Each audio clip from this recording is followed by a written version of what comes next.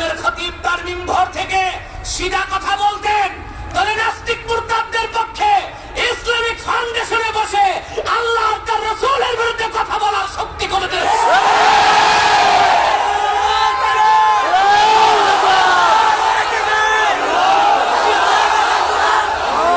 বন্ধুরা আমার, আজকে আমরা স্বাধীন বাংলাদেশে মুসলমানরা সবচেয়ে একেবারে অসহায়ের মতো জীবনযাপন করছি।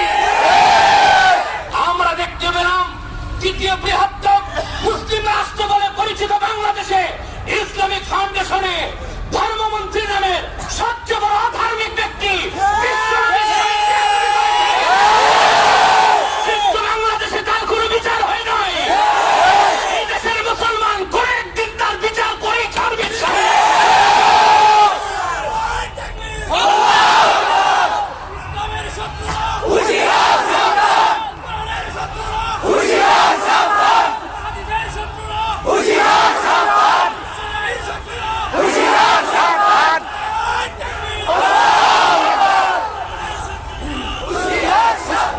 বন্ধুরা, সিধা কথা বলতে হবে, রাজি আছেন?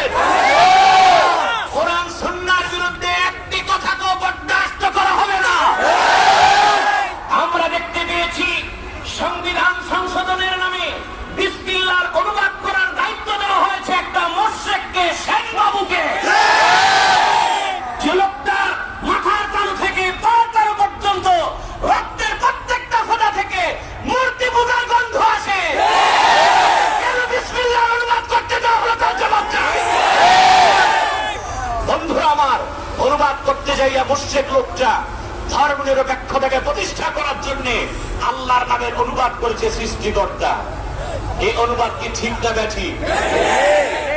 আল্লাহ নামের কোন তর্জমা নাই। আল্লাহর অর্থ হচ্ছে আল্লাহ তিনি, যিনি রহমান, যিনি রহিম, যিনি সত্তার, যিনি কাহ্হার, যিনি জব্বার, যিনি আলিম, যিনি হাকিম। আর বাকি 99টা নামের গুণের প্রকাশ ঘটে তার আল্লাহ নামের দ্বারা। আল্লাহ নামের অনুবাদ করেছেন সৃষ্টিকর্তা, বাকি 98টি গুণকে ইনকার করে নমরুদ ফেরাউনের কাতারে শামিল হয়ে গিয়েছে।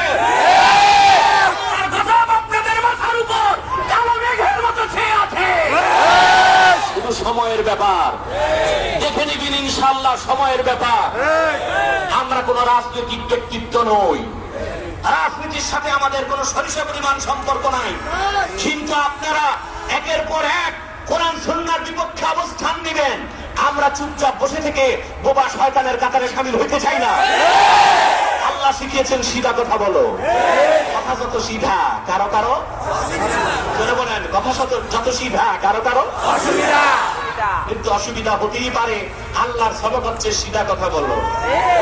কি কথা বলো? আমরা দেখেছি ফাউন্ডেশনের মধ্যে মন্ত্রী বলেছেন মুহাম্মদ সাল্লাল্লাহু আলাইহি ওয়াসাল্লাম ধর্ম নিরপেক্ষ ছিলেন। বিশ্বনবীর শানে এত বড় বেয়াদবি করা হলো, আপনারা কেন চুপ রইলেন? এই দেশে আমরা দেখতে পাই নেতার বিরুদ্ধে কথা হলে হরতাল হয়, নেত্রীর বিরুদ্ধে কথা হলে রাস্তায় আগুন জ্বলে, হয় ধর্মঘট হয়, রাস্তা বন্ধ হয়। সরকারে দুজাহা নবী কুলের সম্রাট আখির নবী বিশ্ব নবী মুহাম্মদ সাল্লাল্লাহু আলাইহি ওয়াসাল্লামের শানে এত বড় বেয়াদবি করলো যে মন্ত্রী তাকে জুতা দিয়ে পিটায় বহিষ্কার।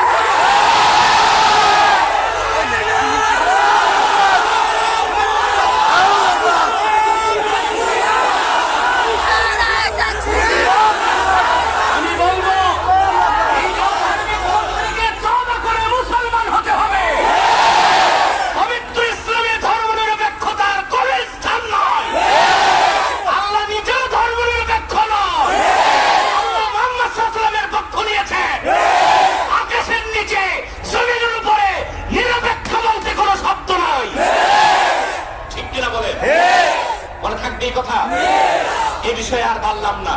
গত বছর আমার বিষয় ছিল এখানে ইন্নাল্লাযীনা কাফারু সাওয়াউন আলাইহিম, ঈমান বনাম কুফর এবং ধর্ম নিরপেক্ষতা।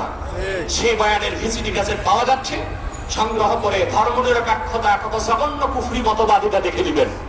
পারবেন না ইনশাআল্লাহ? বন্ধুরা, কথা বলতে হবে সিধা। কি বলতে হবে? সিধা। সবক কার? আল্লাহ। সবক কার? আল্লাহ। আমাদের দেশে সিধা কথা বলা হচ্ছে না, কারণ এই দেশের আলেম ওলামা, মসজিদের ইমামরা কতিপয় দুর্নীতিবাজ, সন্ত্রাসী আর জাদুকারদের দ্বারা বেষ্টিত হয়ে আছে। সবচেয়ে অসহায় হচ্ছে এই দেশের ইমাম সাহেবগণ। মিম্বরে বসে কথা বলতে পারেন না, সুদের বিরুদ্ধে কথা বলবেন, তাকায় দেখেন মুতুল্লি বসা, তিনি নিজে সুদ খান, সুদবাদ। চিন্তা করলেন ঘুষের বিরুদ্ধে কিছু বয়ান হোক, তাকায় দেখেন সেক্রেটারি বসা, তিনি সাবেক দারোগা, ঘুষবাদ। এখন এমন কথা তো পিঠো বাসুক চাকরিও থাক। এই বয়ান দিয়ে তো দেশের মানুষের চরিত্রের পরিবর্তন হবে না, ঠিক কিনা বলে? আমরা আজকে পোস্তকলা এই ময়দান থেকে শপথ দিব, আমরা আল্লাহর জন্য সিধা কথা বলবো, সোজা কথা বলবো। এই নির্দেশ কার? আল্লাহ বলেছেন, ইয়া আইয়ুহাল্লাযীনা আমানুত্তাকুল্লাহ ওয়া কুলু কাওলান সাদীদা। সুবহানাল্লাহ, সুবহানাল্লাহ। মুমিনগণ, তোমরা আল্লাহকে ভয় করো। কাকে? আল্লাহকে। সোজা কথা বলো, সিধা কথা বলো। যদি মুত্তাকি হয়ে যাও, ইয়াগফির লাকুম আমালাকুম, তোমাদের সব আমলকে আল্লাহ সংশোধন করে দিবেন। সুবহানাল্লাহ। ওয়া ইয়াগফির লাকুম যুনুবাকুম, আর সব গুনাহ ধুয়ে মুছে আমলনামা সাফ ও পাক করে দিবেন। সুবহানাল্লাহ। এই হচ্ছে মুত্তাকির সাথে আল্লাহর দ্বিতীয় চুক্তি। কোন চুক্তি? দ্বিতীয় চুক্তি। কয়টা? মনে থাকবে? আমরা একটু জিকির করব, কি বলেন? যেন শয়তান আরো